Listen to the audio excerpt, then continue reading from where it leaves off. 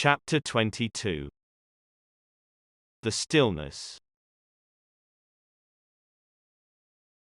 My first act before I went into the pantry was to fasten the door between the kitchen and the scullery. But the pantry was empty. Every scrap of food had gone. Apparently, the Martian had taken it all on the previous day. At that discovery I despaired for the first time. I took no food, or no drink either, on the 11th or the 12th day. At first my mouth and throat were parched, and my strength ebbed sensibly. I sat about in the darkness of the scullery, in a state of despondent wretchedness. My mind ran on eating. I thought I had become deaf, for the noises of movement I had been accustomed to hear from the pit had ceased absolutely.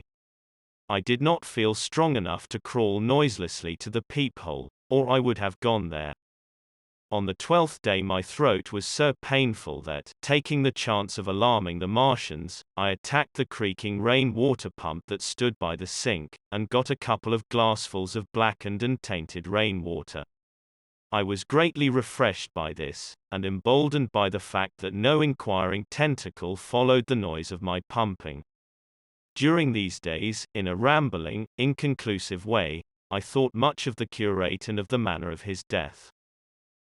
On the 13th day I drank some more water, and dozed and thought disjointedly of eating and of vague impossible plans of escape.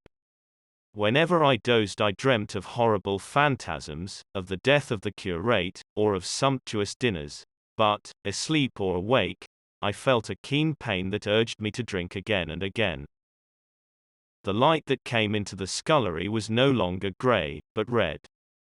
To my disordered imagination it seemed the color of blood. On the 14th day I went into the kitchen, and I was surprised to find that the fronds of the red weed had grown right across the hole in the wall, turning the half-light of the place into a crimson-colored obscurity. It was early on the 15th day that I heard a curious, familiar sequence of sounds in the kitchen, and, listening, identified it as the snuffing and scratching of a dog. Going into the kitchen, I saw a dog's nose peering in through a break among the ruddy fronds. This greatly surprised me. At the scent of me he barked shortly. I thought if I could induce him to come into the place quietly I should be able, perhaps, to kill and eat him, and in any case, it would be advisable to kill him, lest his actions attracted the attention of the Martians. I crept forward, saying, "Good dog," very softly, but he suddenly withdrew his head and disappeared. I listened. I was not deaf, but certainly the pit was still. I heard a sound like the flutter of a bird's wings, and a horse croaking, but that was all.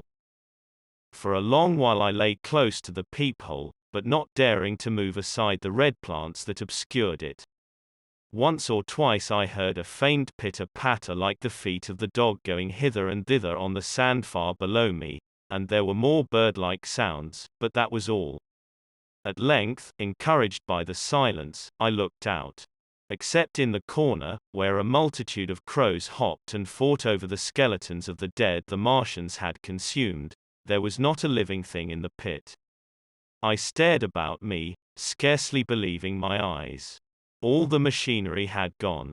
Save for the big mound of grayish-blue powder in one corner, certain bars of aluminium in another, the black birds, and the skeletons of the killed, the place was merely an empty circular pit in the sand.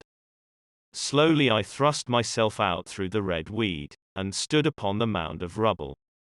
I could see in any direction save behind me, to the north, and neither Martians nor sign of Martians were to be seen. The pit dropped sheerly from my feet, but a little way along the rubbish afforded a practicable slope to the summit of the ruins. My chance of escape had come. I began to tremble. I hesitated for some time, and then, in a gust of desperate resolution, and with a heart that throbbed violently, I scrambled to the top of the mound in which I had been buried so long. I looked about again. To the northward, too, no Martian was visible.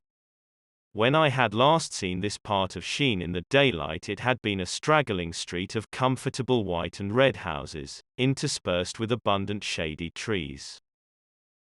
Now I stood on a mound of smashed brickwork, clay, and gravel, over which spread a multitude of red cactus-shaped plants, knee-high, without a solitary terrestrial growth to dispute their footing.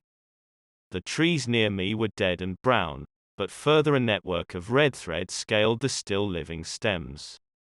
The neighboring houses had all been wrecked, but none had been burned.